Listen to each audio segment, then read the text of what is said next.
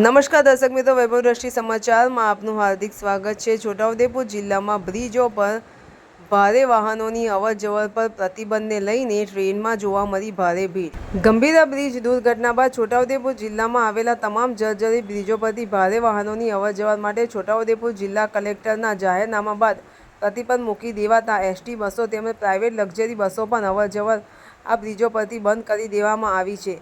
તેમજ ભારજ નદી પર બનાવવામાં આવેલા ડાયવર્ઝન પણ તૂટી જતા છોટાઉદેપુર તરફથી બોડેલી તરફ આવવા માટે તેમજ બોડેલી તરફથી છોટાઉદેપુર તરફ જવા માટે લોકો માટે સીધો અને સરળ વિકલ્પ ટ્રેન હોવાથી ટ્રેનમાં ભારે ભીડ જોવા મળી રહી છે।